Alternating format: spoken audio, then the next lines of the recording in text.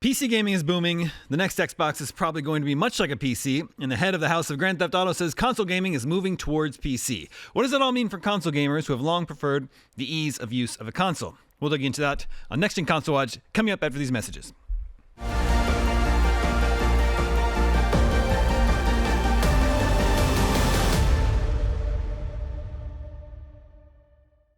Welcome back to Next Gen Console Watch, our show following all the latest gaming hardware. I'm Damon Hadfield, and as always, I'm joined by Ryan McCaffrey, host of Podcast Unlocked, and Max Scoville, host of Podcast Beyond. And we've talked for years now about how the PC market is where the growth is in the gaming industry, while the console market is largely stagnant, at least for PlayStation and Xbox. PlayStation has not grown its user base since the PS2, and Xbox's struggles to sell hardware since the 360 are well documented. So today we've got a thriving handheld gaming PC market. Valve just announced a new Steam machine for the living room, and all rumors about the next Xbox point to it being very much like a PC. And this week, the boss of Take-Two has said the industry is moving towards PC. CEO Strauss Zelnick told CNBC's Squawk Box that the video game business is trending towards open rather than closed. He continued, but if you define console as the property, not the system, then the notion of a very rich game that you engage in for many hours that you play on a big screen, that's never going away. So let's start there. Max, what do you think he means by defining a console as the property, not the system? I think it means the property, but also sort of the way you engage with it. But also that's kind of a moot point, because if you look at how PC gaming and video gaming, for lack of a better word, have evolved over time, they've kind of melded together in a lot of ways. You've got PlayStation putting their third-person action games on PC, and you've got, PC hits making their way to console. It's become kind of the same general thing. But I think he's referring to the fact that when you say console gaming, you're thinking sitting on a couch with a controller. There's no keyboard in sight. There's no mouse involved. You're, loading up a bespoke interface that is designed specifically for playing video games. It's not like you turn on a computer that can be used for other things and then use it to load up some games. Mm-hmm. And yeah, I mean, it is kind of funny that we refer to PC gaming as like a separate thing, when ultimately gaming is all sort of the same, in way of engaging with enjoyable entertainment software. That's just what it is. That said, there are certain types of games that, I feel like are more PC like. For instance, we have MMORPGs that are on console, but that seems like more of a PC based thing. I mean, WoW hasn't made its way to consoles ever. Which is crazy considering how big of a property it is. Ironically, the week all this is happening, Sony announced 2 first-party PlayStation properties that aren't coming to PlayStation. There's a Ratchet and Clank Arena Battler that's coming to mobile, and there is a Horizon-based MMORPG that's being developed by NCSoft that's presumably coming to PC first and maybe PS5. But again, these are, how you engage with the game varies, and there's no, we've seen Civilization come to console, which is kind of crazy when you think about it, that they can, retool such a mouse-centric experience and make it work with a controller. But yeah, here we are. I mean, look at Baldur's Gate. For 25 years, that's the kind of game that you had. Like a CRPG is a computer RPG. You need a mouse to play it, but with the right interface, it works on a console just fine. You can play it from the comfort of your couch. But to Strauss Zelnick's point, yeah, it's sort of the more casual environment. It's like you're playing it on a big screen. It's got a level of polish to it. I think he's sort of tiptoeing around the sense of AAA gaming, which has a place on PC as well. But you know what he's getting at. It is ironic though that he announced this not alongside any word of GTA 6 coming to PC. That is kind of a funny detail here. Yeah, everything's moving towards PC, but we're not bringing our next game, which is going to be the biggest game of all time, to PC, or not at launch. They haven't announced the PC version yet. They like to double dip. We can talk about that more in depth in a minute. But Ryan, what's your take on all this? Xbox has been very PC friendly for a while now. The next Xbox is supposed to be basically a gaming PC. Do you agree? Everything's sort of moving in that direction. Well, yeah, and what's really, I mean, it's I guess it's just accelerating now, because it's actually been heading this way for a very long time.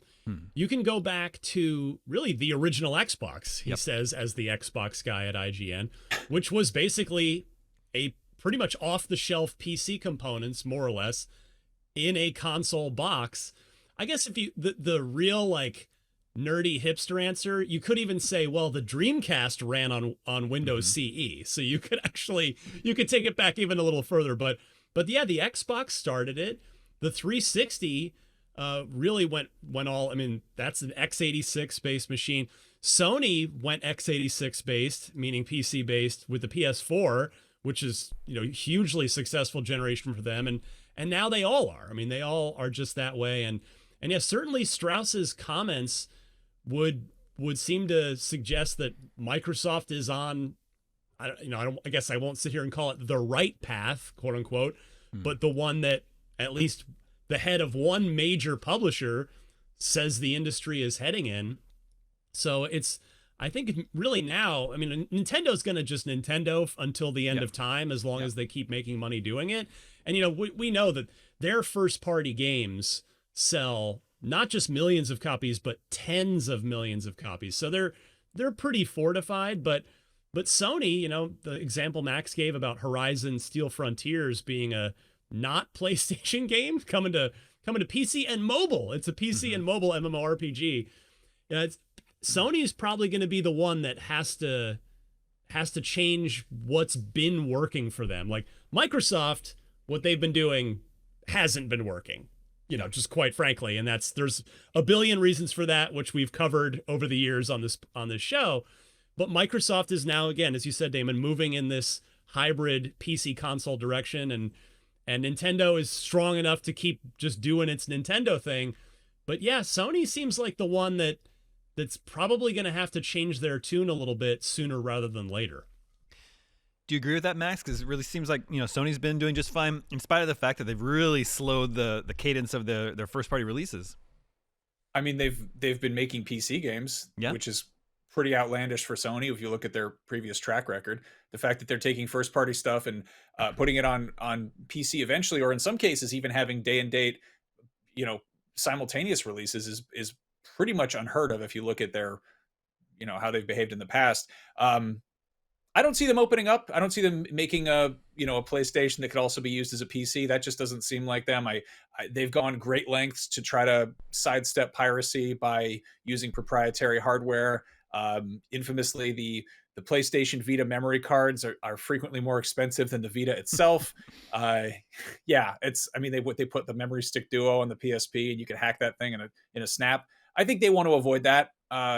People are still going to do it, but I still, they want people in their ecosystem. They don't want people, they've got their walled garden. They don't want people tunneling under the hedge and doing their own thing there any more than they can prevent.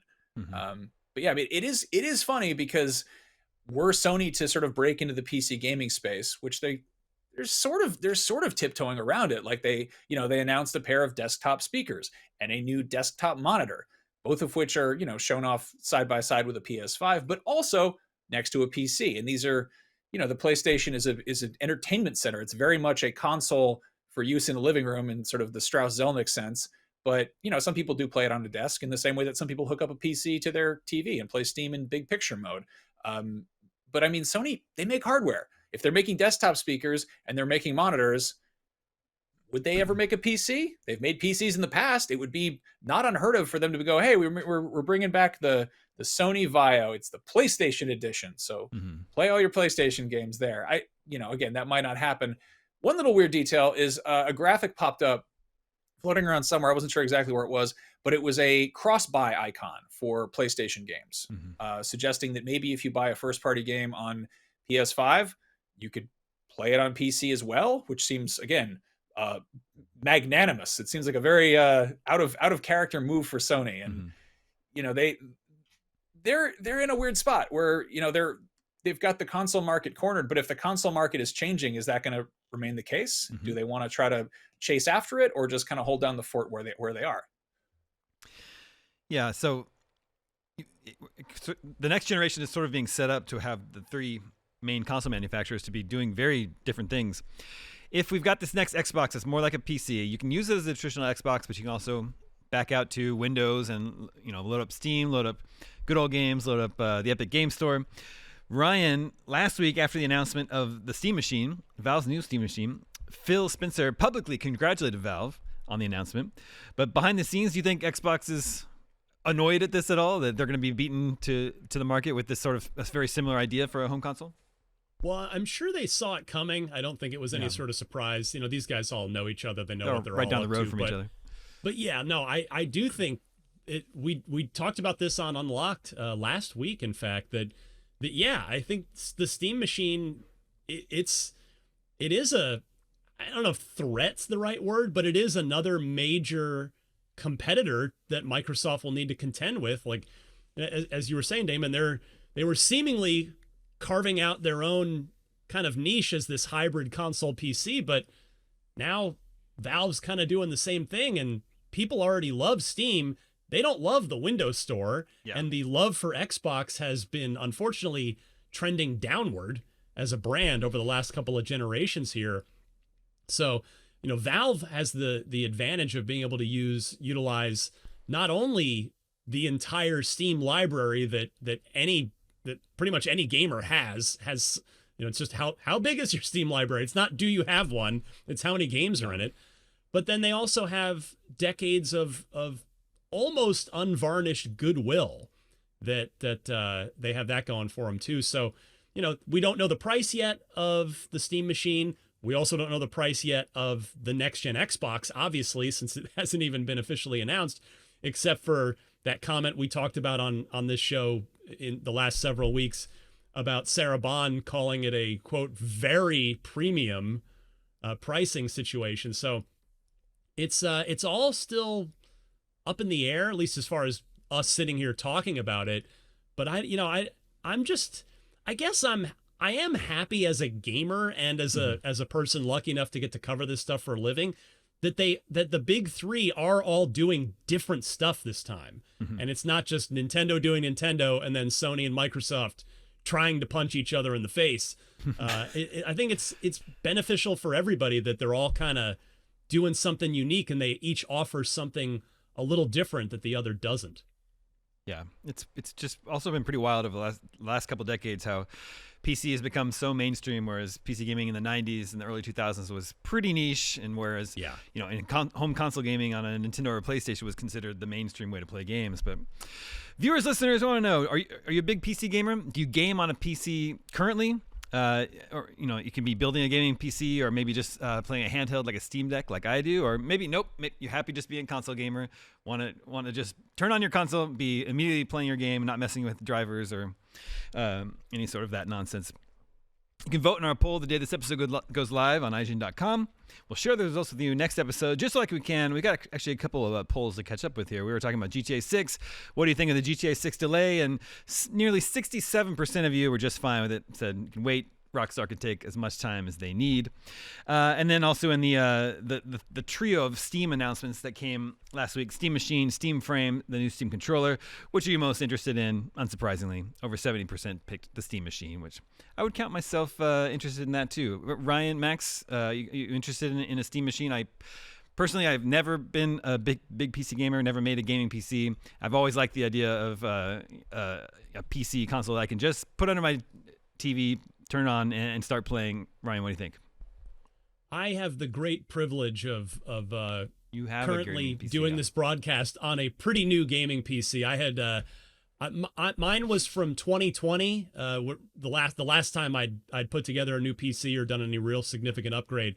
So at the beginning of this year, when it looked like tariffs were going to come in and affect the prices of PC gaming components, I was able to budget something and put something together. So I'm lucky that I'm pretty set for a while on the PC gaming front. But yeah, if I weren't, the Steam Machine would genuinely be of serious interest because you know, they're going to do the whole Steam Machine verified thing with games the way they do with deck verified games now. It's you know, again, there's a lot of reason to be optimistic about what the Steam Machine is going to be and how it's going to allow you to play games. Max, how about you? I'm kind of right between the two of you there. I love the idea of getting to do PC games on the comfort of my own couch without having to deal with, you know, buying a new rig and putting it together. You know, I cut my teeth playing PC games. There's a, you know, bunch of old stuff that I love on there, and it's always like a drag. Like I just actually was looking up, like, can you play Half-Life 2 on any current console? And it's like, if you have the orange box for 360, it's backwards compatible, but you can't buy it on the Xbox marketplace, which is such a drag. But Yeah, I'm the more I think about the Steam Machine, the more excited I am because I love the Steam Deck. I think it's really cool. I think it is just too big to be effective as a traveling Yeah. device. Like I think but the Switch is a bit smaller and it's a bit easier to fit into a backpack when you're going someplace. But yeah, the fact that they've basically, tested their whole Steam Deck verified library on there and they can kind of port a lot of that over to the experience on the Steam Machine, that's really appealing. And again, like I love the sort of the console experience of sitting on a couch with a controller. And if you pair that with the fact that I have a bunch of Steam games in my library, even though I don't really play on PC, and the fact that they're regularly on super cheap, dirt cheap sale, that's awesome. And also there's so many cool, weird indie games that come to PC first, and they're on there for years before they make their way to console. So yeah. I'm into it. Okay, viewers, listeners, if you're looking for something new to play and a way to give back, head over to Humble and grab 8 amazing games for just $14.99, including Total War, Warhammer 3, Another Crab's Treasure, No More Heroes 3, Etrian Odyssey HD, Pharaoh: A New Age, Synergy, Spin Hero, and Paleo Pines. Every purchase supports No Kid Hungry, helping provide meals to students in need across the country. And don't miss our special holiday offer. Get an annual subscription for $124.99. That's down from $154.99 when you use the code HOLIDAY25IGN. Available now through December 1st. Head to humble.com and start playing today. And that's our show. Thank you to both Max and Ryan for joining me today. Thank you to everyone working behind the scenes to make this episode possible. My name is Daemon. We'll be back next week with more on the... Actually, we won't be back next week. We're taking next week off. Thanksgiving holiday here in the U.S. We'll be back in 2 weeks to talk more about the latest in gaming hardware, and we'll see you then.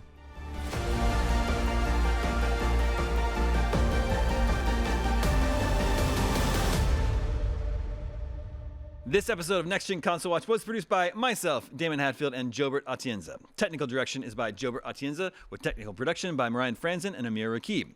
Audio engineering is handled by Amir Rakib. Post-production editing is by Jobert Atienza, and graphic design is by Justin Vachon. Next Gen Console Watch is an IGN production and part of the Geek Media Network.